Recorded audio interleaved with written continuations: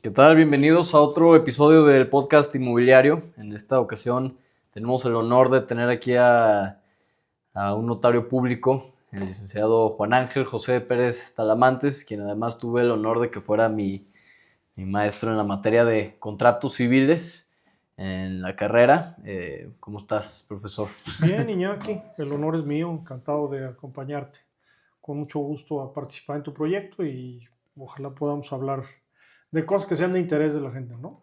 Excelente. Precisamente relacionado con la materia que nos diste, que nos las diste muy bien, me gustaría en esta ocasión que habláramos sobre el contrato de arrendamiento, que creo que es el contrato con el que quizá más comúnmente la gente se pueda ver relacionada a él, ya sea porque renta una casa como ellos, como arrendatarios, o que ellos la arrienden a otra persona. Ujú. Y pues en ese sentido me gustaría empezar pues porque nos definas qué es el contrato de Sí. arrendamiento. Mira, yo no sé cómo quieras que manejemos la información. Yo supongo que el programa no es para abogados o para personas que tengan una relación directa con el ejercicio profesional. Voy a tratar de darles conceptos lo más sencillos posible, lo más simples y tú me vas diciendo si queda más o menos claro o hay alguna cosa sobre el que apuntar. Mira, yo creo que el arrendamiento, el contrato de arrendamiento puede ser entendido por el común de la gente, por gente que no es abogada, Uh-huh. como un acuerdo, un convenio, un acuerdo de voluntades en el que una parte le transmite a la otra la posibilidad de usar un bien Uh-huh. que no sea consumible.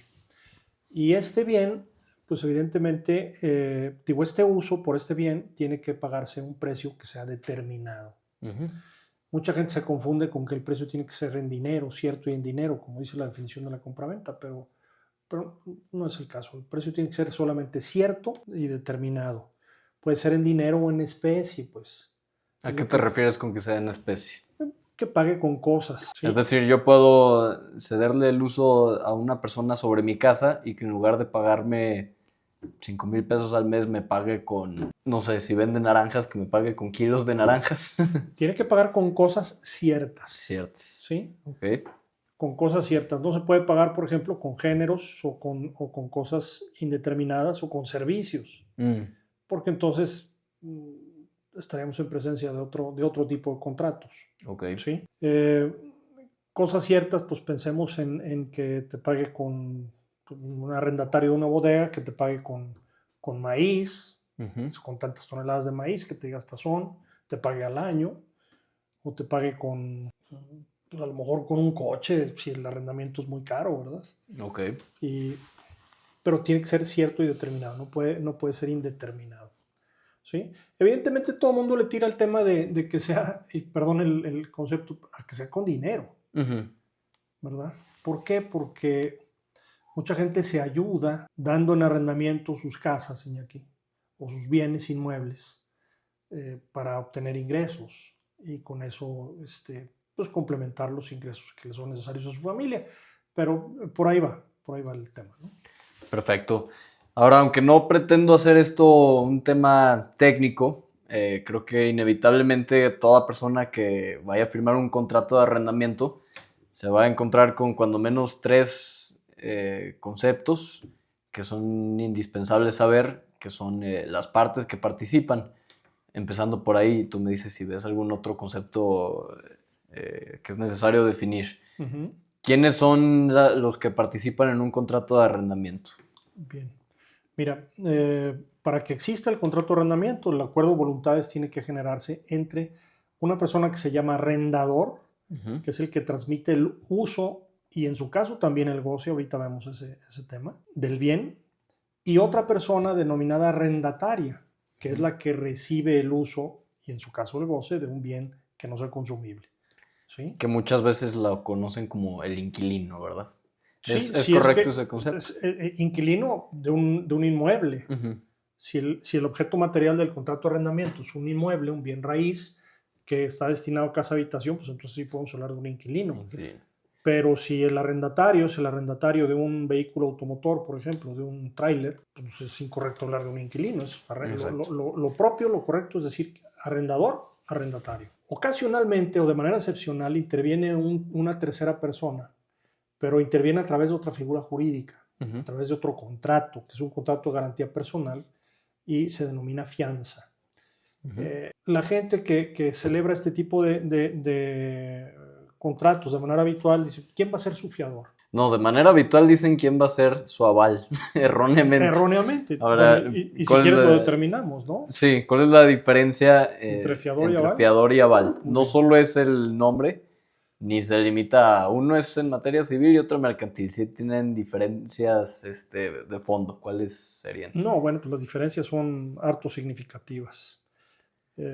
Muy importantes. Mira, el fiador es un tercero a una relación original, tercero ajeno a una relación original, que garantiza con todo su patrimonio, no con una parte de su patrimonio, el cumplimiento de su obligación original. Eso, en términos generales, es un fiador, pero el fiador va a pagar si y solo si el deudor de la obligación principal, en este caso el arrendatario, no paga. ¿Sí? ¿Me entiendes? ¿Puede renunciar a esto del fiador? Ese beneficio se llama beneficio de orden y hay otro beneficio de exclusión que tiene que ver con los bienes. El beneficio de exclusión es que primero embarguen los bienes del deudor y luego los bienes del fiador. Los dos beneficios, el de orden y el de exclusión, son renunciables. Y cuando se renuncian, el fiador es equiparable a un obligado solidario. ¿Sí? Es decir, a uno o a otro se le puede exigir directamente el cumplimiento de la totalidad de la obligación. El fiador puede responder por todo o por parte. Si no se especifica por qué parte responde por la suerte principal, por el importe igual de la obligación principal. ¿Estamos? Es decir, si el mes de renta es o se deben 10,000 pesos, el fiador responde. El fiador va a responder por el contrato de arrendamiento, por el cumplimiento cabal del contrato de arrendamiento. Bueno, es cierto, sí. Sí, no nada más por el pago de una sola de las rentas. Se puede limitar, por ejemplo, el fiador puede otorgar una garantía personal hasta por el 50% de las rentas anuales. ¿Sí? Nada más. A ver, y vuelvo a tu pregunta, ¿cuál es la diferencia entre el fiador y el aval? El aval no tiene los beneficios de orden y exclusión. No es que renunciados se equipare la obligación solidaria del fiador a la figura del aval, en absoluto. El aval es un obligado solidario en materia mercantil, pero se le puede exigir el cumplimiento total de la obligación indistintamente a él o al obligado principal en el aval. Y la figura del aval es propia, única y exclusiva de los títulos de crédito. Nada más para los títulos de crédito. Si tú ves un contrato de arrendamiento en el que le ponen fiador o aval, o que le ponen aval, pues ese aval no existe. ¿Sí? Ahora, ¿qué pasa si le ponen aval, pero vemos que realmente todo lo que dispone es... Tú sabes perfectamente que lo que manda es la intención de las partes en el contrato. Si las cláusulas esenciales y las naturales están completas, pues el contrato será de fianza, aunque le digas que es un contrato para ir a la luna. Lo llames como lo llames, va a ser una fianza, Iñaki, ¿no? Entonces, sí intervienen, indispensable para que exista el arrendamiento, arrendador y arrendatario. Generalmente los arrendadores que tienen varios inmuebles o que tienen varios bienes y se dedican a esto, piden la comparecencia de un fiador a través de un contrato de fianza. ¿Sí? ¿Por qué sale la palabra aval? Porque indebidamente, y ahorita te explico por qué, algunos gestores, algunos corredores de bienes raíces les piden que firmen pagarés por cada una de las mensualidades, las pensiones rentísticas, ¿sí? Y esto es incorrecto porque lejos de beneficiar al arrendador, lo pueden perjudicar. ¿En qué sentido? Primero le venden la idea de que los pagarés son autónomos de la causa que les da origen, cosa que es totalmente falsa. La autonomía solamente se genera en los títulos de crédito una vez que circulan, es decir, que se transmiten vía endoso. En ese momento son autónomos, antes no. Y por eso existe la acción causal en materia mercantil. Pero te digo que los meten en un problema porque ahí andan demandando con las dos cosas. ¿Sí? Demandan la rescisión del contrato de arrendamiento y demandan en la vía ejecutiva mercantil los pagarés.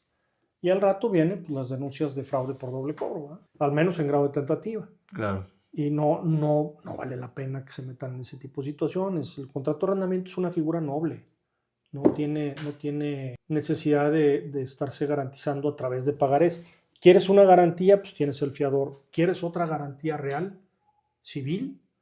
Pues pídeles una prenda, constituye una prenda o constituye una hipoteca, si el contrato es muy grande, ¿verdad?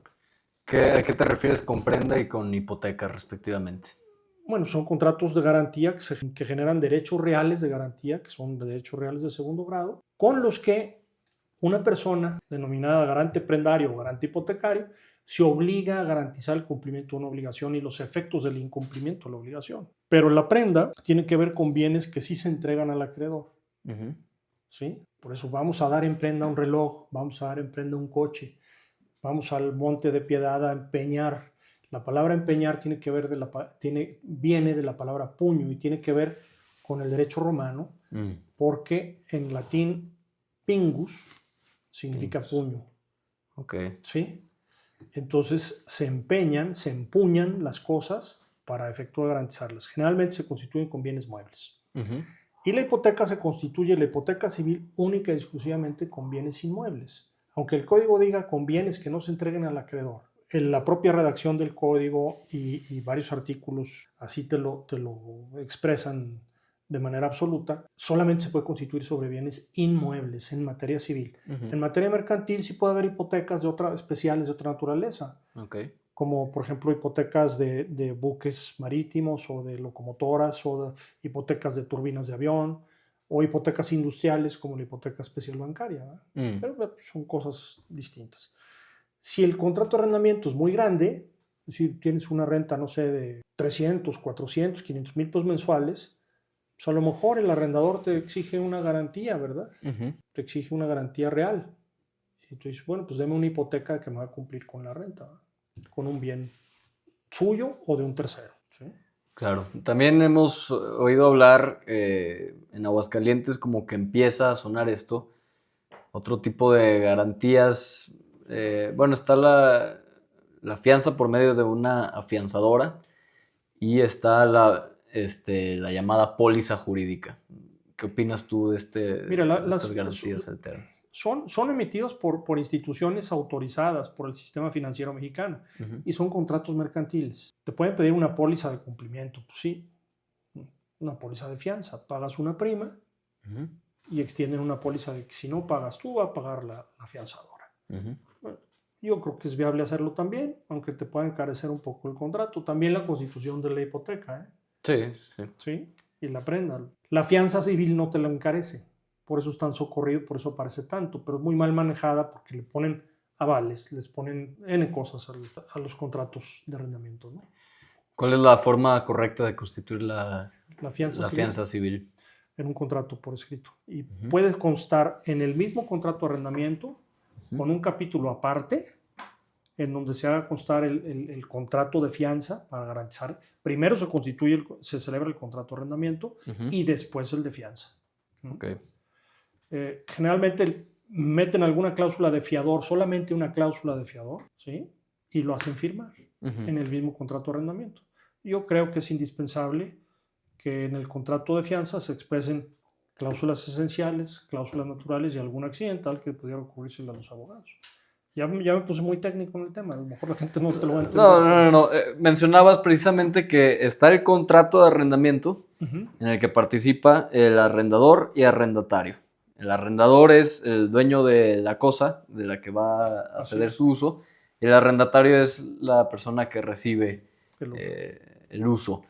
Y decías que ocasionalmente, y por excepción, estaba la figura del fiador, que mencionabas que esto es otro contrato uh-huh. aparte. Uh-huh. Con otro contrato aparte, o sea, si nos referimos a que tiene como sus propias disposiciones en el Código Civil y por eso dices que tú recomiendas hacer un capítulo especial. Sí, de hecho uh-huh. puede celebrarse la fianza aún en contra de la voluntad del arrendatario, o sin que sepa el arrendatario. Que otra persona diga, ay, mi hijo va a rentar un departamento, pero yo me constituyo como su fiador, pero no le digas. Ajá.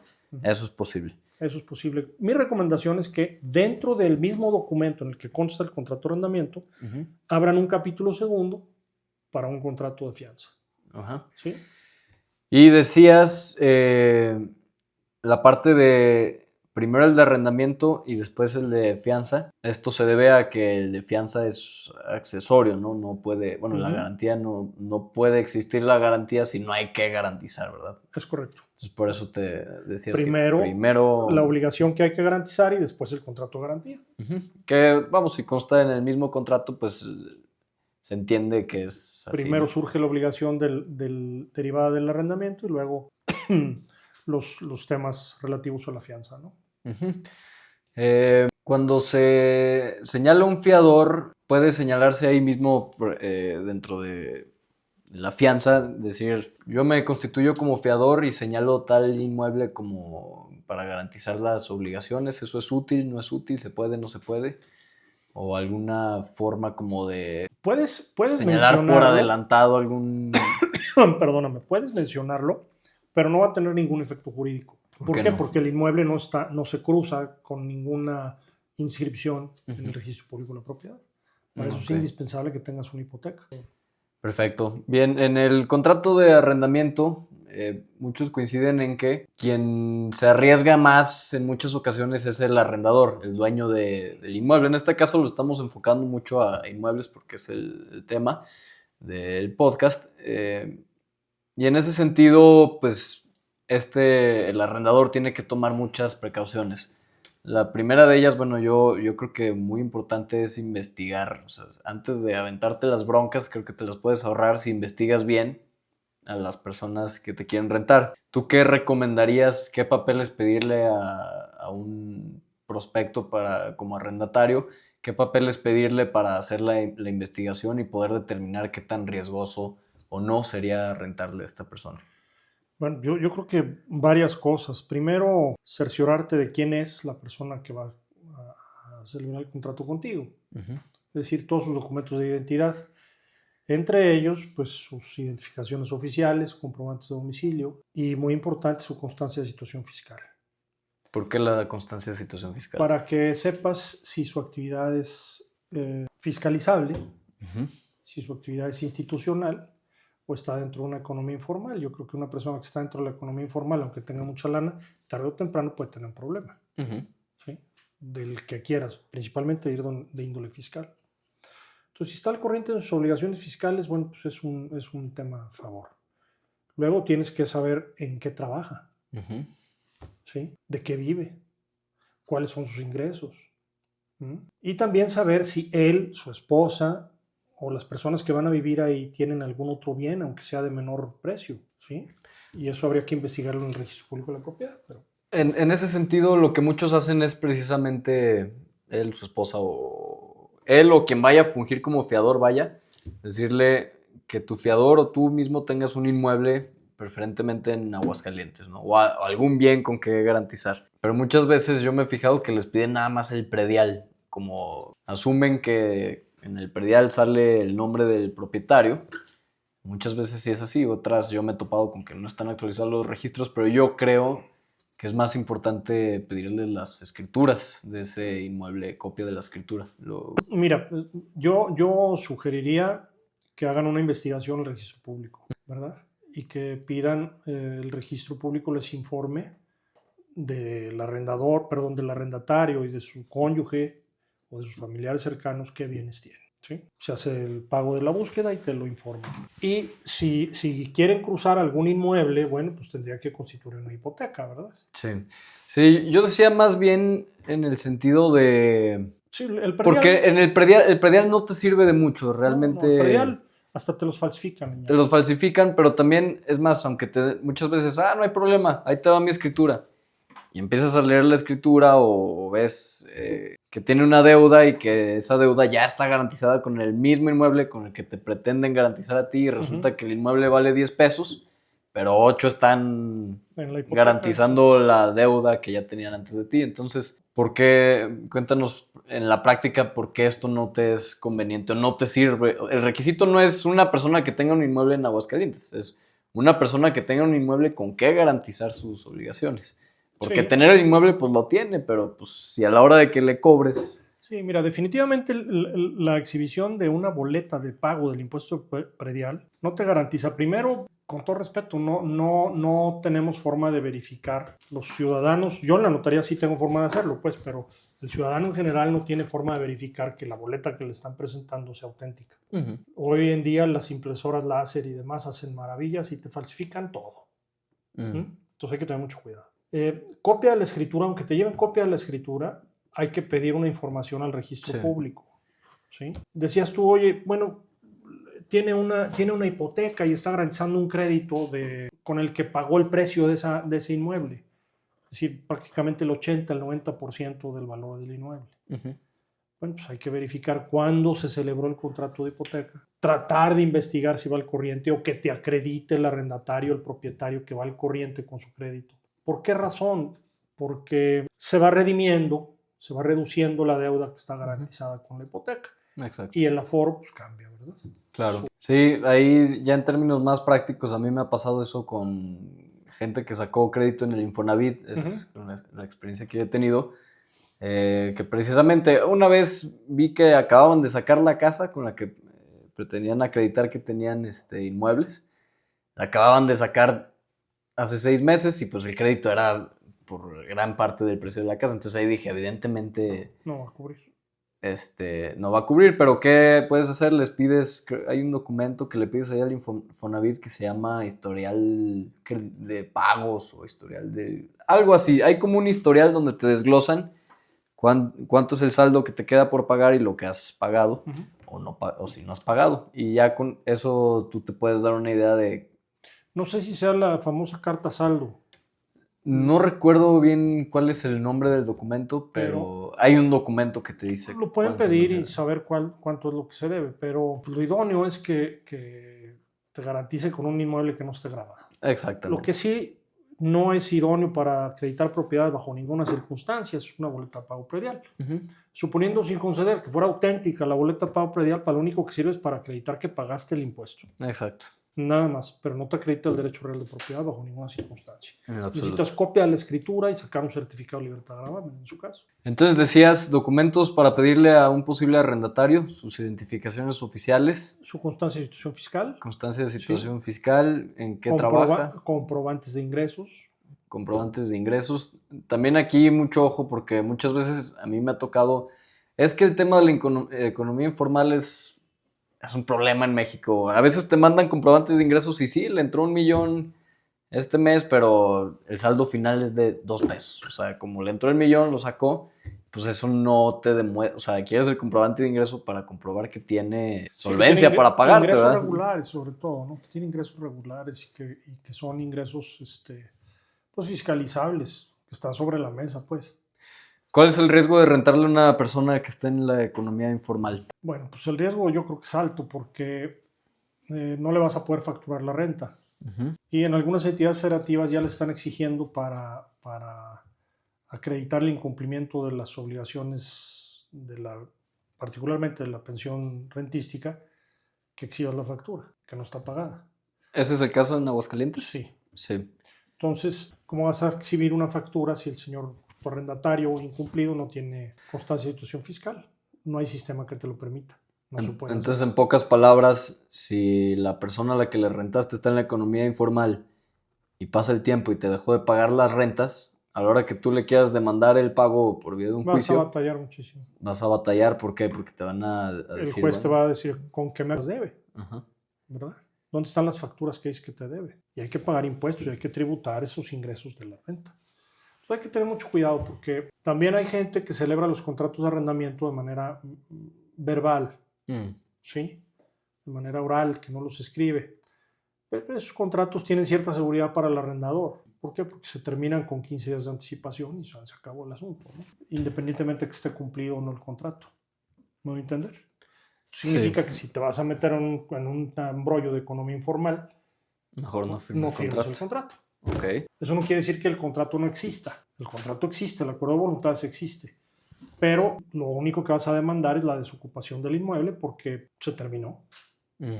Y le avisaste que estaba terminado. ¿Cuál es la razón de que lo puedes terminar a los 15 días? No se necesita ninguna razón. No sé, No digo, ¿por qué si no lo hiciste por escrito, sí lo puedes terminar a los 15 días y estando por porque escrito no? necesitas el inmueble, Ok. nada más. Es decir, no tienes que expresar nada. Sí, no, pero por el contrario, si lo hiciste por escrito, sí tiene que haber una Tienes que razón. respetar el plazo Ajá. y tienes que además rescindirlo, que sería diferente, rescindirlo por incumplimiento culpable del arrendatario, ¿sí? Y tienes que acreditar el incumplimiento culpable en el pago de ciertas amortizaciones, ¿verdad? Ciertos meses de renta. Prueba, Iñaki. ¿Es legal que le corte el agua, la luz y demás servicios a mi arrendatario que no me está pagando o que ya se quedó en mi No, inmueble? no es lícito. Inclusive puede incurrirse en algún ilícito por parte de quien lo haga. ¿Por qué? Porque el agua no la proporcionas tú como arrendador, Ujú. ¿sí? La energía tampoco, ¿sí? ¿Qué puede pasar? Que si no te está pagando la renta, el arrendatario dice, pues no pago el agua, no pago la luz, Ujú. ¿verdad? Y en algunos municipios sí te suspenden el agua de la República.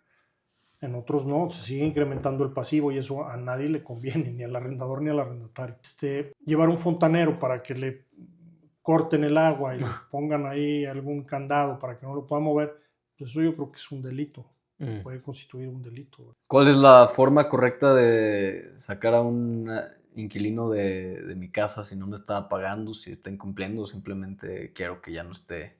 Bueno, tienen que ir con un abogado litigante primero, Ujú. ¿sí? Y tendrán que demandar la rescisión del contrato de compraventa, la rescisión del contrato de arrendamiento, ¿sí? Por incumplimiento culpable del arrendatario. Forzosamente hay que demandar, nada de que como se ven las películas que llegó y digo, menos que no Bueno, esté por escrito. eso yo como abogado, bueno, soy notario público, pues, pero antes de ser notario soy abogado. Ujú. Y como abogado yo no puedo recomendar que hagan eso, bajo ninguna circunstancia. ¿Por qué? Porque hasta se exponen físicamente, Ujú. exponen su seguridad. Digo, ya se han visto casos también de que hubo un asesinato en la Ciudad de México, ¿no? Sí. Sí, de la señora Una esta. ancianita, una Sí. señora mayor de edad, propinó sendos balazos a un inquilino, a un arrendatario, moroso. Pues, yo creo que ambas familias se deshicieron la vida, ¿no? Sí, totalmente. Ahora, también viendo por parte de el arrendatario, también corren no tanto riesgo como la persona a quien está cediéndole su patrimonio, pero sí corren riesgos también. Un arrendatario, alguien que quiere rentar un inmueble, ¿en qué es en lo que se debe de fijar o con qué tiene que tener cuidado? El arrendatario. El arrendatario tiene que ver varias cosas. Primero, que el inmueble pues, sea de su agrado. Ujú. Segundo, que quien dice ser arrendador sea el propietario del inmueble, pues esté legalmente facultado para darle un arrendamiento, ¿Cómo es que legalmente podría estar a través facultado? de un contrato mandato o de un poder, Ujú. ¿verdad? Para dar un arrendamiento bastará con cláusula, eh, no con cláusula especial, pero sí con facultades generales de administración, Exacto. ¿sí? A ver, el tema es que también el arrendatario tiene que ver la seriedad del arrendador. Ujú. Y también el arrendador tendrá que dar su constancia de situación fiscal, su factura, estar dado en Hacienda, dado de alta en Hacienda y tal. Y pues, que el predial del inmueble esté pagado, que la energía eléctrica esté pagada, que el agua esté pagada. Es decir, que no llegues a meter a tu familia a una casa y a los 15, 20 días o a los 2 meses lleguen y te quieran embargar y sacar todos tus muebles porque le debes al Instituto del Agua, Ujú. ¿verdad? Y ya los estaban persiguiendo por adeudos de arrendadores, perdón, de arrendatarios anteriores. Entonces, hay que buscar también todos los elementos de que sea gente seria, pero sobre todo verificar que quien te está dando en arrendamiento el inmueble sea verdaderamente la persona facultada. Ujú. Si no te pueden meter a un inmueble que no tienen facultades y de pronto puede llegar el dueño y decirte, pues, o lo desocupas o presento la denuncia, ¿verdad? Claro. Por despojo. Sí, es como si yo, o sea, lo que dices o sea, si no eres el propietario tienes que tener un poder. Sí. Porque aunque, por ejemplo, supongamos que yo soy tu cuate y de amigos de toda la vida y tú estás fuera. Y me dices, oye, Iñaki, ayúdame a rentar mi casa. Ahí te doy una lana. Ah, órale. Pero estás fuera y tú, ay, fírmale y demás. Pues bueno, yo con que, o supongamos que ni siquiera me diste permiso. O sea, ese es el problema. Como, o sea, nadie puede rentar lo que no es suyo. ni a menos que esté facultado para hacerlo. Es correcto. Y cuando lo haces en representación de la persona quien sí es propietaria, ¿verdad? Así es. Entonces, o tienes que ser el propietario o tener un poder en ser notariado, ¿verdad? Así Nada es. de carta poder simple ni nada Ahora, de eso. si se celebra un contrato de arrendamiento por una persona que no está legalmente facultada para ello, te voy a poner un ejemplo. Tú quieres rentar una casa habitación de tu tía, la quieres dar en arrendamiento, pero tu tía se fue a estudiar una maestría en la Ciudad de México y viene cada mes y medio de visita al rancho, ¿sí? Aquí a Aguascalientes. Y lo que vas a hacer es firmar tú el contrato de arrendamiento y que tu tía lo confirme, no que lo ratifique, ¿verdad? ¿Eso es como gestión de negocios, se le llama? ¿O Lo que pasa no es que la gestión de negocios sirve para otras cosas. La gestión de negocios solamente sirve para realizar actos materiales, no para realizar actos jurídicos. personal? Ah, ok. ¿Sí? Y no tiene ninguna figura de representación. Una vez que se confirma la gestión, entonces sí surte efectos de mandato, pero retroactivo a la fecha de la gestión. Ok. ¿Sí? Pero sirve para ve y paga esto, por ejemplo, que es un acto material, un hecho material. Ok. ¿Sí? ¿Quién se puede poner al pago? Pues nadie. Es una gestión oficiosa así, me beneficia así. ¿Por qué? Porque estás cumpliendo una obligación que yo tengo a mi cargo. Pero si se da en arrendamiento una cosa ajena, no quiere decir que no sea vinculante, es decir, que no genere efectos jurídicos. Sí puede generar efectos jurídicos. Si se hizo de buena fe, por gente conocida, por familiares, etc., pues tendrá que confirmarse. El verdadero dueño tendrá que decir, reconozco, confirmo y en su caso también ratifico el contrato celebrado por mi sobrino. ¿Sí? Y le brindo todos los efectos legales que debe surtir en mi patrimonio. ¿Sí? Puede hacerlo. Pero donde diga que no, también va a surtir efectos jurídicos. Y los efectos jurídicos van a ser adversos para el arrendador suplantador y para el arrendatario. Claro. ¿Sí? Ambos, uno por mala fe tendrá que responder seguramente por despojo y el otro por buena fe va a tener que desocupar el inmueble. En el mejor de los casos. ¿Sabes qué otra cosa importante? El uso y el disfrute, el uso y el goce. Uso y goce. ¿En qué consiste?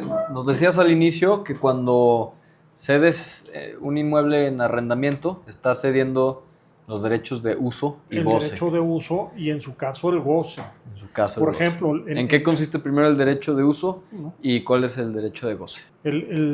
El derecho de usar una cosa, literal, lo que se traduce es darle el uso conforme a la naturaleza del inmueble, ¿verdad? Usar una casa-habitación como casa-habitación. Eso es ceder el uso. Si te ceden el uso de una casa-habitación, pues evidentemente por la naturaleza del inmueble no puedes poner ahí un bar, una cantina, un restaurante, ¿sí? O una discoteca.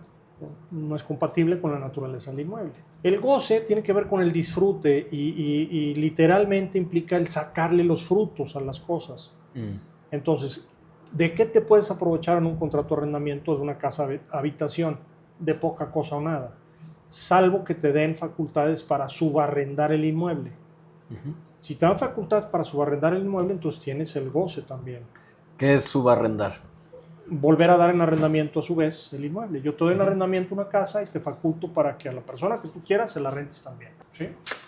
Si en mi contrato no dice nada respecto al subarrendamiento, No entiendo que puedo subarrendar o que no. No puedes.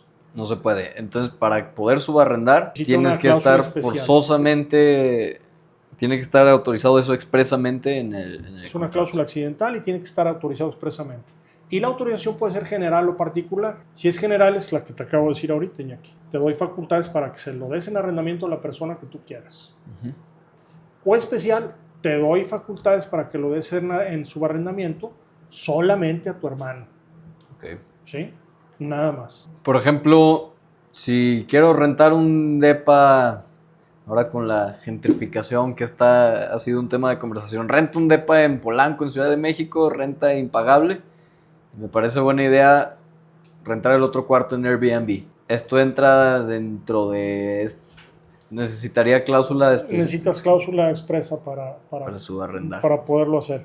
Ahora, toma en cuenta que el contrato de Airbnb no es nada más un arrendamiento como tal. Es una figura jurídica atípica totalmente. ¿verdad? ¿A qué te refieres con atípica? Pues porque intervienen, que no está prevista en ley. No es un contrato regulado. Esto no quiere decir que no se pueda hacer exigible, por el contrario, sí es exigible. El tema es que tiene la transmisión del uso de una cosa, la intervención de un tercero que concentra los ingresos, ¿sí? Que es Airbnb, la plataforma. La plataforma y la publicitación de los servicios también. Ok. ¿Sí? Entonces tú no recibes el dinero del usuario, tú recibes el dinero de la plataforma directamente. ¿Cuáles son o qué elementos tiene que tener sí o sí mi contrato para que exista en términos jurídicos y en términos más coloquiales para que este sea, no quiero decir válido porque jurídicamente no es, para que mi contrato funcione bien, mínimo, ¿qué es lo que tiene que tener? Bueno, pues hay varias cosas que hay que tomar en cuenta hoy día. Repito, mira, para que exista el contrato, la cláusula más esencial es el consentimiento del arrendador y del arrendatario sobre la transmisión del uso de una cosa no consumible y el pago de un precio cierto por la renta, por el uso. Ya sea en especie o en dinero. En especie o en dinero. ¿Se puede pactar en dólares? En Aguascalientes no. En Aguascalientes está prohibido pactarlo en dólares. En cualquier otra división. En otras entidades federativas no hay ninguna disposición al respecto, pero aquí en Aguascalientes esa disposición es inclusive irrenunciable. Es decir, es de orden público. Entonces te generaría una nulidad absoluta, al menos por esa cláusula. Ok. ¿Sí? Al menos por esa cláusula. Obviamente tiene que tener la descripción del inmueble, el plazo, el uso convenido, ¿sí? La fecha de pago, el pago que se tiene que hacer, el precio. Muy importante el lugar de pago. Si no tiene lugar de pago, domicilio para pagarse, el arrendatario que no pague no incurre en mora, no incurre en incumplimiento. ¿Por qué? Porque no sabe dónde pagar. Cuando dices lugar de pago, ¿te refieres domicilio en Aguascalientes o lo más específico? ¿Puede ser también una cuenta bancaria? Yo siempre pongo el domicilio específico. Domicilio específico. Independientemente de que tengan una cuenta bancaria para hacer las transferencias. Ok. ¿Sí? Entonces, ¿cómo se vería esta cláusula del lugar de pago? Porque si no, tendrías que hacer un requerimiento previo, conforme al artículo 1951, para que en 30 días te pague. Y si no te paga, pues entonces ya acreditas el incumplimiento. De otra manera, no. Ok. ¿Sí? Entonces, ¿qué más debe de reunir? Pues debe reunir cláusulas relativas, cláusulas accidentales en el caso de incumplimiento. ¿Sí? ¿Qué penas convienen? Si hay penas convencionales, si hay intereses moratorios. ¿Sí? Básicamente, creo que sería la jurisdicción y la competencia, que esa es de cajón para todos los abogados. Si renté mi casa a una persona, no tengo contrato por escrito y me ha pagado por efectivo y ya llevo 10 años así, ¿significa que me va a quitar mi casa? No, por supuesto que no. El contrato existe. El hecho de que no esté formalizado o con la formalidad restringida que previene el código, no quiere decir que el contrato no exista. El contrato existe y tan existe que le ha estado pagando una renta por ello. Y tiene testigos, ¿verdad?, de ese pago. Para que la prescripción positiva se dé, Iñaki, y esto contestando, seguramente te lo están preguntando, es indispensable, tiene varios requisitos, pero el primero es revelar la causa generadora de la posesión. Antes de seguir con eso, prescripción positiva la entendemos como precisamente esto, ¿no? Que sí, por el paso del tiempo yo adquiero el derecho de propiedad, ¿verdad? Así es. Y los requisitos, nos comentas, son... Primero, tienes que revelar cuál es la causa generadora de tu posesión. ¿Por qué estás en el inmueble? ¿Por qué posees el inmueble? Y tienes que decir que lo posees. No es lo mismo poseer una cosa que detentarla. ¿Cuál es la diferencia? Detentarla es que de manera accidental, sin una causa legal, de manera accidental la tengas, en forma temporal. Eso es una mera detentación. ¿Nos podrías dar un ejemplo? Casual, ¿verdad? Pues, por ejemplo, que te presten un coche, ¿verdad? ¿Sí? O más que te presten el coche. Llegas a un restaurante, se mueven en tu coche y se lo llevan, ¿sí? Pues ese está detentando tu coche, la persona que lo está moviendo. ¿Por qué? Porque de una manera casual, accidental, lo tiene, pero de manera esporádica o temporal, accidental, pues. En el ámbito de la prescripción es indispensable que poseas a título de dueño. ¿Sí? Entonces, primero tienes que revelar la causa generadora de la posesión. Y esa posesión tiene que ser a título de dueño, de manera pacífica, pública y continua. al menos por 5 años. Al menos por 5 años. Sí. Entonces, ¿qué tendría que hacer esa persona que dice que ya es dueño de tu casa? Pues Iñaki me la vendió y aquí está un contrato privado de compraventa, ¿no? Uh-huh. Y le he estado pagando, ahí están los recibos. Uh-huh. O le he estado pagando mediante transferencias bancarias, no me quiere dar recibos y ya la casa es mía. ¿Qué va a hacer Iñaki? Pues, no, señores, yo no le vendí, nunca le he vendido. Ese documento que está exhibiendo usted es falso, la firma no es mía, ¿sí? Por el contrario, tenemos celebrado un contrato de arrendamiento. Y los pagos que usted me ha dado son por concepto de rentas, ¿sí? Claro. No prescribe, no acreditaría los elementos necesarios para la prescripción. Eso en cuanto a tratar de acreditar el título de dueño. Luego, de forma pública, ¿a qué se refiere? Pacífica, pública y continua, por más de 5 años. Uh-huh.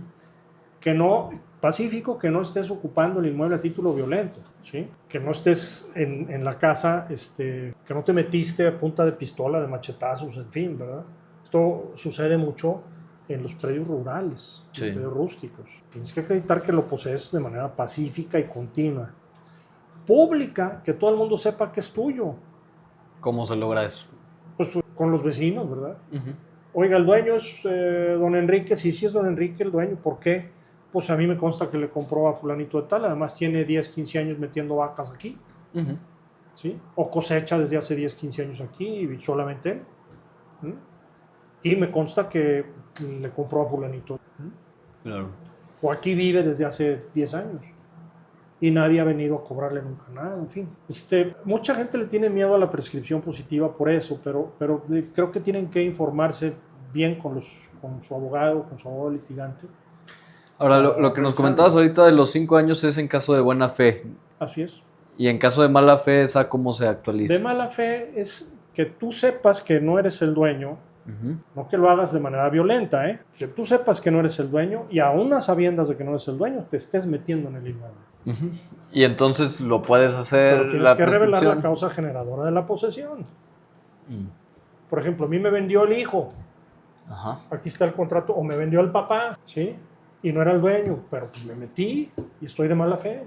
Y en ese caso son 10 años. 10 años. Entonces, en pocas palabras, prescripción positiva de buena fe pues es una figura que más bien sirve a aquella persona que le vendieron, nunca se inscribió en registro público de la propiedad y ya no encontró al vendedor para decirle que lo hicieran en escritura o X o Y razón, y es como más bien la herramienta. Se murió, cambió de domicilio, lo persiguió su esposa, lo que tú quieras, no lo encuentras para que te firme la escritura, entonces haces una prescripción positiva, ¿no?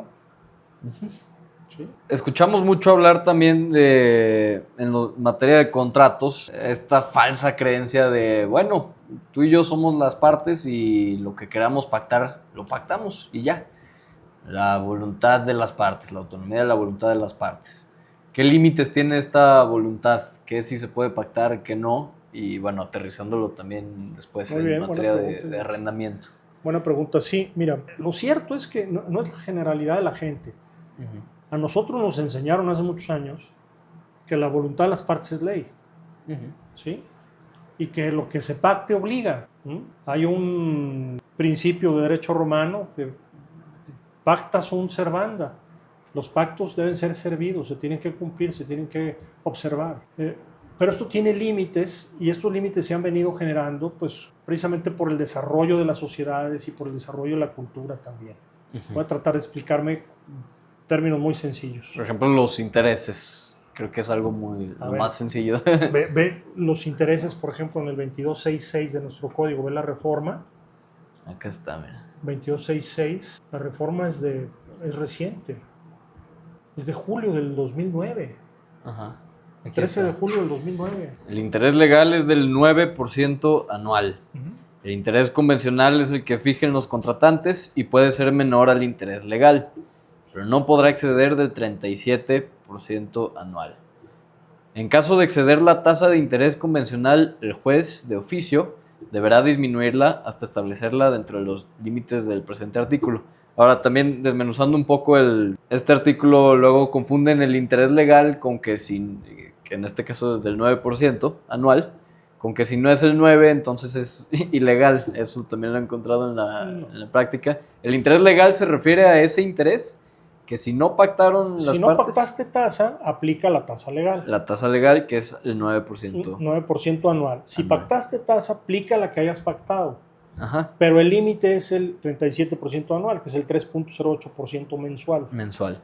Ahora, atendiendo Es a la un pregunta gran que te artículo. hago, muchas, bueno, se podría llegar a la confusión. Bueno, sí, aquí la ley me dice que el 37% es lo máximo que podemos pactar, pero pues tú y yo, pues bueno, vamos a ponerlo en 45%. ¿Qué pasaría con esa cláusula? Bueno, en primera, ¿qué pasaría y por qué? Pueden pasar muchas cosas, pero voy a tratar de tener presente tu primera pregunta sobre los límites de la autonomía de la voluntad. Pero mira, este artículo es muy importante porque su redacción faculta a los jueces para que sin que nadie se los pida, es decir, sin que nadie se defienda, si un juez ve una tasa de interés superior al 37% anual, la tiene que reducir hasta los límites legales. No a la tasa legal, sino probablemente, pues, si la intención de las partes era establecer una tasa de interés, pues a lo mejor el 37% anual, ¿no? La máxima permitida por Más si sobrepasaron esa tasa, pues entiende que querían ponerlo más la alto más alta. posible. Esa era la intención y va a respetar la intención de las partes. Quiero pensar que así sería. Pero está facultado para hacerlo aún sin que nadie se lo pida. La Ciudad de México, el Código Civil de la Ciudad de México no lo faculta así. Lo tienen que pedir. Se tiene que pedir. Y otras codificaciones de otras entidades federativas también. Entonces aquí Aguascalientes va a la vanguardia, va bien. ¿Qué pasaría si en un contrato de mutuo con interés y garantía hipotecaria se establece una tasa superior a esta? ¿Sí? Primero, puede presentarse una denuncia por el delito de usura. ¿Sí? Y en esa denuncia, en la comisión de ese delito de usura, seguramente van a estar como partícipes o copartícipes los que intervinieron en la redacción del documento. Si intervino un colega notario público, también lo van a involucrar. ¿Sí? Si intervino un abogado litigante en la redacción, también lo van a involucrar. No vale la pena ni siquiera pensar, como algunos curiosamente todavía lo siguen haciendo, ponen el 3.08% mensual como tasa máxima y le sacan pagares por fuera, ¿sí? Para cobrarle más tasa de interés. En cuanto vinculen a las partes, que sepan que es la misma relación, delito de usura. Y van a tener que devolver el dinero. Claro. ¿Sí? Entonces, creo que no, la consecuencia sería de nulidad esa cláusula también desde el punto de vista civil, pero creo que lo más grave, lo más vergonzoso para un abogado, sí, hombre, es que te metas en un problema de ilicitud por no conocer tu código, ¿verdad? Aunque quizás lo pusiste en el contrato un interés mayor a sabiendas, como para tú querer... Proteger a tu cliente, ¿no? No, digo, sabes que es ilegal y demás, pues ¿qué es lo que puedes hacer? Pues cuando, en primera, si incurre en mora o el que se tenga que pagar el interés, no cobrarle el interés que pactaron, sino lo máximo, ¿no? Y a la hora de que demandes, pues menos demandar lo que habían pactado. O sea, te lo van a topar en primera de oficio. Sí. En segunda está el delito de usura que comentas. Pero ve la reforma sí. Es de 2009. 2002. Bueno, pues, o sea... A los 7 años. O sea, hace poco. Cuando tú naciste, este artículo no existía. Se podía cobrar una tasa de interés superior a esto. Estaba permitido. Entonces...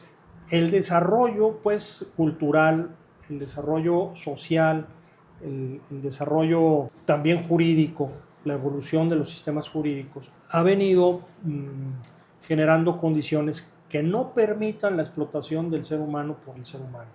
Que eso es precisamente el fondo del tema. De la usura. Ajá. Digo, partíamos de esta pregunta de los límites de la voluntad de las partes, y este es el ejemplo como más claro por el que podemos ver la razón de estos límites, ¿no? Porque sí. si bien la voluntad de las partes, pues sí, son dos personas en teoría en uso de su razón, bla, bla, bla, pero ¿cómo saber qué cláusulas sí están sujetas totalmente a la voluntad de las partes y qué otras qué otras cosas están limitadas? Yo creo que todas tienen el mismo límite. ¿Cuál es el límite de la autonomía de la voluntad y el límite de la autonomía de la voluntad, de la libertad contractual, el diseño de los contratos? El límite es la licitud. ¿Sí? ¿Y qué es la licitud en los contratos? La licitud es que lo pactado no sea contrario a normas de orden público ni a buenas costumbres. ¿Y qué es eso? También tiene sus explicaciones. Antes se decía que las normas de orden público eran aquellas que establecían prohibiciones a los particulares y atribuciones a las autoridades. Esas normas no se podían violar en los contratos. ¿Sí? Por ejemplo, voy a vender la patria potestad de mis hijos o la voy a rentar. ¿Sí? Tampoco. O renunciar a ella. ¿Sí? Eso está prohibido, hay una prohibición. Pero también la celebración de tratados internacionales que recogen derechos humanos, que reconocen derechos humanos también, y que forman parte del sistema constitucional mexicano, forman parte del principio de supremacía constitucional en términos del artículo 133. Estos tratados internacionales, bueno, pues ya te permite decir que sería ilícito un acto jurídico que sea contrario a normas de orden público, que sea contrario a derechos humanos, que sea contrario al interés del Estado, que sea contrario al interés de los menores de edad, que sea contrario a las instituciones familiares, que sea contrario la salud, a la salud, a la integridad de las personas, ¿sí? Entre otras muchas cosas, por ejemplo, los discapacitados, ¿sí? Celebrar un contrato que no reconozca una condición especial de un discapacitado, ¿sí? O que atente contra derechos humanos de los discapacitados, pues será ilícito. Entonces hay que tener presente que todas las convenciones, todos los acuerdos de voluntades que celebren los particulares, en todas sus cláusulas, el límite es la licitud. Claro. ¿Sí? Tienen que ser lícitos. Entonces, si no pasa el tamiz, el límite de la licitud o el análisis de licitud, la cláusula no puede surtir efectos. ¿Sí? Claro. O si lo surte va a ser anulable por nulidad absoluta. Sí, digo, reduciéndolo a lo absurdo, como para entenderlo más fácil, es como por la misma, o sea, decir que la voluntad de las partes es la que 100% rige a un contrato, pues bueno, eso te llevaría entonces a concluir que puedes pactar que si no pagas la renta a tiempo, te mata el arrendador, ¿verdad? Reduciéndolo a lo absurdo, o sea, por eso es que hay límites. Sí. O que si no pagas la renta en este caso... que no vas a pagar un interés moratorio del 7% mensual. Ajá, ¿sí? Que es la esclavitud del hombre por el hombre. Hágalo, para que vea lo que pasa. Va a aplicar la usura también, aunque sea un contrato de arrendamiento. Sí. ¿Por qué aplica este artículo para los demás contratos que tienen financiamiento, que tienen intereses en las prestaciones económicas? Aplica por analogía en términos del 1741 y 1742 de tu Código Civil. Okay. ¿Sí? Claro que aplican por analogía. Y aplica para todos. Okay. Entonces, este es un ejemplo claro de licitud. Qué bueno que lo sacamos, qué bueno que salió, porque además, te repito, es un gran artículo. Y pone a Aguascalientes en la vanguardia porque los jueces, sin que nadie se lo pida, está obligado a revisar la licitud de lo pactado. Hay otro tema que también frecuentemente sale en los contratos, que es la lesión. La lesión. Y a ti te enseñaron tus maestros, seguramente excepción hecha de tu servidor, que la lesión en materia mercantil no existe. Definamos primero la lesión en materia jurídica, que ya se han de estar imaginando unos golpes, cojeando o algo así.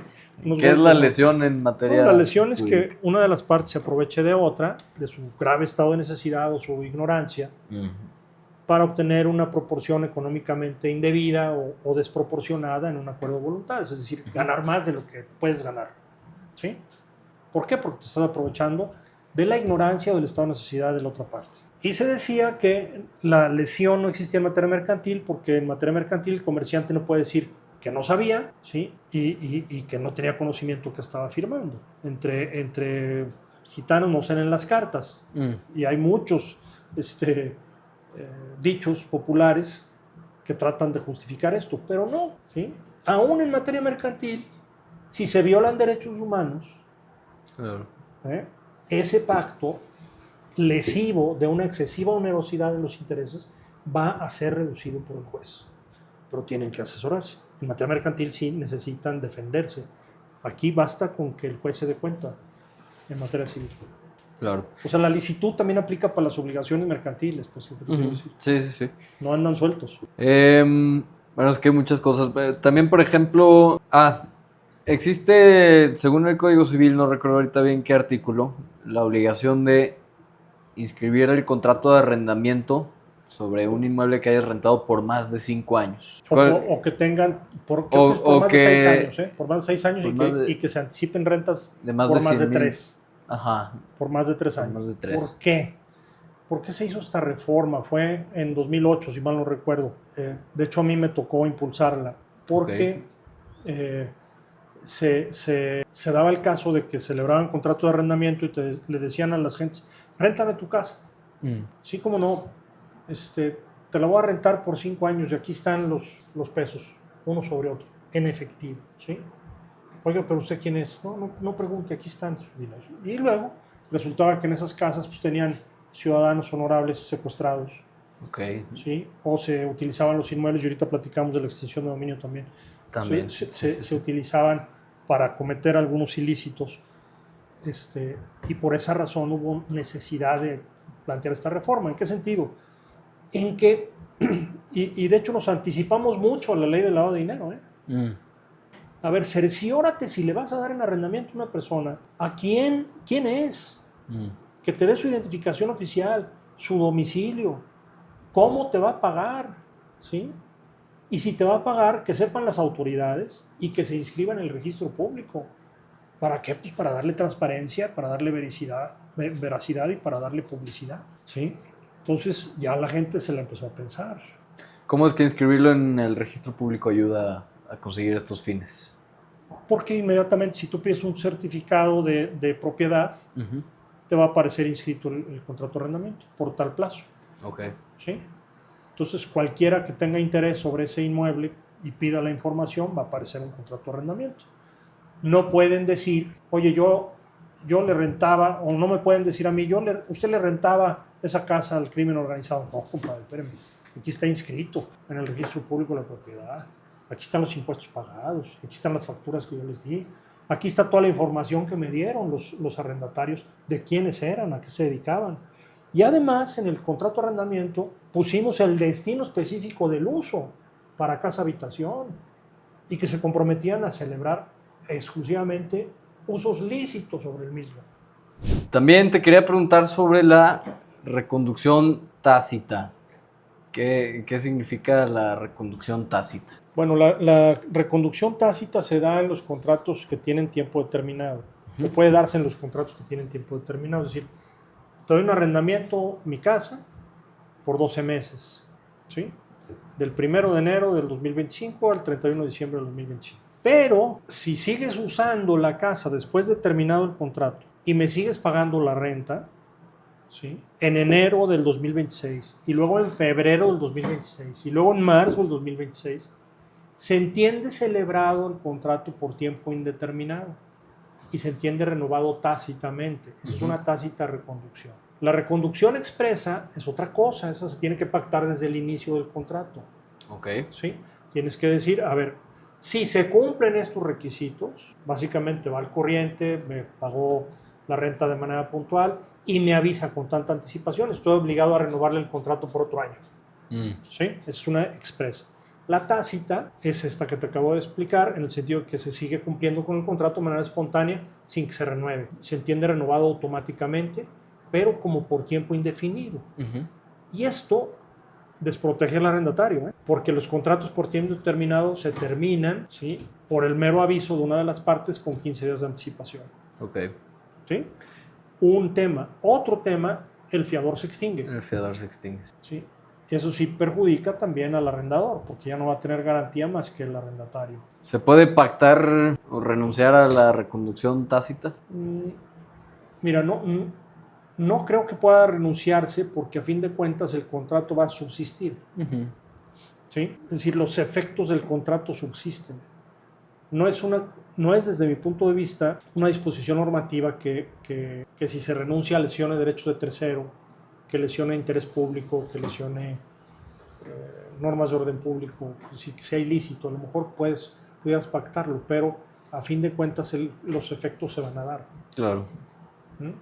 Lo que te quiero decir es, aunque lo renuncies, si sigue en uso, el contrato de arrendamiento. Es lo que lo hace tácito, ¿no? Así que es. Aunque no está dispuesto, se renunció. Así es. Y las partes continúan en esta misma dinámica, te estoy Sigue pagando siendo la renta en tales fechas, sigo yo en uso del inmueble. Pues sí, si la renunciaste realmente, materialmente, No de tiene todas ninguna maneras significación. se llevó. ¿Por qué razón? Porque los efectos se siguen dando. Ahora, en ese entendido, como mencionas, es peligroso, pues porque el fiador, o sea, la fianza, el contrato de fianza se Sí se extingue extingue. por el tiempo pactado. Si quisieras que el fiador siguiera garantizando Hay que volverlo a sus hacer. obligaciones, hay que renovar expresamente Ujú. el contrato, ¿verdad? No le puedes poner, se puede poner quizá intentando protegerse por ese lado, que el fiador estará obligado hasta que se devuelva el inmueble. En efecto, está obligado hasta que se devuelva el inmueble. Ujú. ¿Sí? ¿En qué sentido? Si te celebras un contrato de arrendamiento por 12 meses, ¿sí? Y dejas de pagar en el mes número 8, te demando en el mes número 12, ¿sí? O en el 13, en el 14, porque no me has pagado desde el mes 8, la fianza subsiste aunque el juicio se aviente 7 años, ¿eh? Ujú. Y el fiador está obligado a pagar las rentas hasta que se termine. Hay que distinguir, y la diferencia a lo mejor es sutil, ¿sí? En la tácita reconducción se da sí y solo sí el arrendatario sigue cumpliendo. ¿Me entiendes? Claro. En el mes 12 se termina el contrato y en el 13 cumples, en el 14 cumples, en el 15 cumples. Ahí el fiador sí se extingue, ¿sí? Pero si incumples desde la vigencia del contrato original, los efectos de ese contrato original, incluidos los contratos accesorios, subsisten hasta que se extinga. Y se va a extinguir hasta que se entregue de manera definitiva total satisfacción del arrendador el inmueble y se paguen las rentas, ¿verdad? Perfecto. Uno de los problemas que yo también mayormente he visto es, y más cuando se renta un inmueble por mucho tiempo, a la hora de devolverlo, cuando ya se terminó el contrato, te pidieron el inmueble, lo regresaron, existen muchas veces daños o pues sí, incluso hasta destrucciones perjudicaron al inmueble. Y muchas veces también se abre este debate entre que no, esa raya que está ahí es por desgaste natural del inmueble, y el otro dice, no, esa la hiciste tú. Como que, ¿cómo protegerse para que no exista este debate o tratar de ahorrárselo? Quizá yo lo que he hecho es, se toman fotos al inicio del arrendamiento, se anexan y se firman por las partes. Es una de las formas, pero Pero a ver, igual... Iñaki, el que está obligado a mantener la cosa en el estado que guarda al celebrarse el contrato de arrendamiento durante la vigencia del contrato de arrendamiento es el arrendador, El arrendador. no el arrendatario. ¿Me voy a entender? Ujú. Es decir, el arrendador es el que está obligado a tener la cosa en buen estado. Tal cual. Ahora, obviamente, yo te rento mi casa, ¿sí? Tú tienes que darle un uso adecuado. Si tiene un deterioro por el uso ordinario del inmueble, ese lo tendrías que pagar tú. Por ejemplo, que tus hijos le pusieron calcamonías a mis puertas de carpintería, Ujú. ¿sí? O que rayaron las puertas con un cuchillo jugando, ¿sí? Con su navaja. O que rompieron un espejo del baño o algún mueble de baño. Lo rompieron porque estaban jugando o no actuaron con precaución. O se deterioró tanto que por falta de limpieza. Tiene que ver con la habitabilidad o la habitación de estas personas ahí, de tu gente, de tu familia, del arrendatario. Esas cosas sí las tienes que reclamar. Sí. Quien está obligado a tener la casa en el estado que guardaba al momento de celebrarse el contrato de arrendamiento, durante la vigencia del contrato de arrendamiento, eres tú arrendador. Y eso la gente no lo capta fácilmente, ¿eh? Es la primera obligación de la parte arrendadora. O sea, no lo captan fácilmente. Dice yo, ¿por qué? Pues porque lo estás dando en arrendamiento, compadre. Para eso les piden también el mes de depósito. Sí. Lo que pasa es que ahora el mes de depósito se lo cobran los brokers que te asignan La comisión. la comisión, ¿no? Pero ¿dónde se pinta esa raya? O sea, estoy de acuerdo. Bueno, no es que esté de acuerdo, es lo que está en la ley, ¿verdad? Yo lo tenía más conceptualizado como mantener el inmueble en las condiciones óptimas para que la persona a quien lo está usando lo pueda usar conforme a su naturaleza. Sí, Es sí. decir, si le rentaste una casa a alguien y en un aguacero se vino abajo el techo, pues es evidente que tú como propietario lo tienes que reparar, ¿verdad? Pero quizás es algo conceptual lo que marca la línea, el uso, el deterioro por el uso. Mira, por ejemplo, o el natural. se da mucho que cuando entregan la casa le piden al arrendatario que la pinte. Ujú. No es obligación del arrendatario. Eso no es obligación del arrendatario. Es obligación. Vete al 2382. 23. 2283, perdón. Perdona la dislexia. Ah, 2283. ahí está. La segunda. El arrendador está obligado, aunque no haya pacto expreso, a conservar la cosa arrendada en el mismo estado durante el arrendamiento, haciendo para ella todas las reparaciones necesarias. ¿No crees que está un poco ambiguo? No, no es tan vivo. O sea, lo que pasa es que estamos acostumbrados a pensar lo contrario. ¿Por qué razón? Porque luego hay arrendatarios que se portan mal, Ujú. ¿no? No, la casa rentada, pues manchen las paredes, ¿no? No pasa nada. No limpien los baños. No, no, o sea, estás obligado a darle un uso adecuado también.